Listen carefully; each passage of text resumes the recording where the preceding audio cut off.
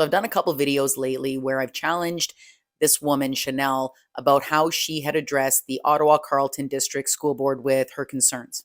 Now, I don't agree with the things that she believes in, but I do believe in her right as a Canadian citizen to be able to address a school board with her concerns. And I understand that she even ran as a candidate for the school board. And even though I don't respect her argument, I respect her right to be able to do that. But now I want to talk about what I don't respect.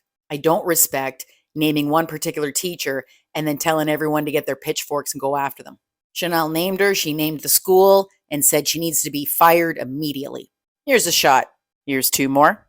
And another. Couple more. Reposted a shot her buddy took. This was another one, and Tom Marazzo even beaked off about it, how CTV owes Chanel an apology. I will talk about the CTV article and that garbage National Post article in a separate video. CTV, National Post, we'll talk about that tomorrow. Here she is checking her progress on where she is with hashtag Fire Annie Ohana. But it looked something like this.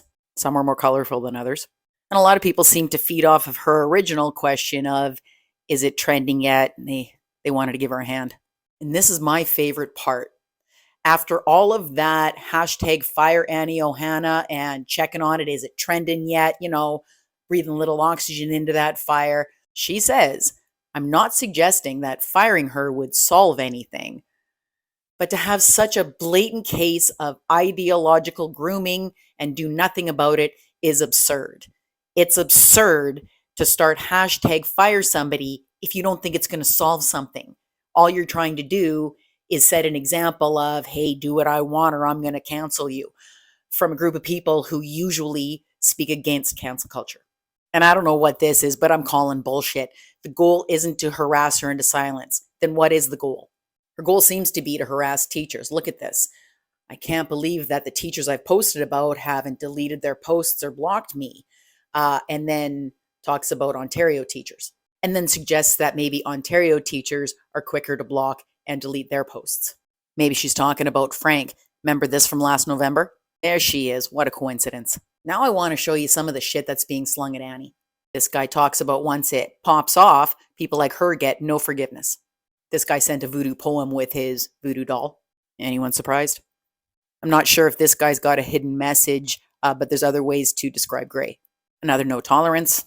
I don't really know where this guy was going with the whole men being attracted to teenage girls to a high school teacher, but it's creepy.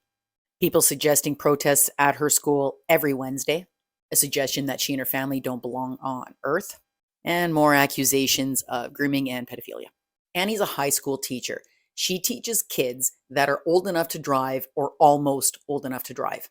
And the pitchfork crowd who's screaming at her over the internet and calling for her firing don't even have kids in her class.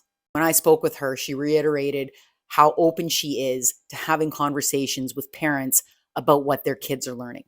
Now, I'm going to be honest with you. I don't have a lot of high hopes for Chanel not doing this in the future. This is me challenging her about posting some teachers' names and where they taught. And she's got a history of posting things on Twitter that invite negative attention to people in marginalized groups. This is from 2022 when she had posted on Twitter confidential meeting information about student support groups for Muslim and Black youths, as well as gay and transgender youths. But I do have some hope that some people that support her or help boost her message will reconsider what they're doing to these teachers. There's better ways to be heard and to be taken seriously. But let me know if you disagree. And again, tomorrow I will be talking about how CTV and National Post handled this.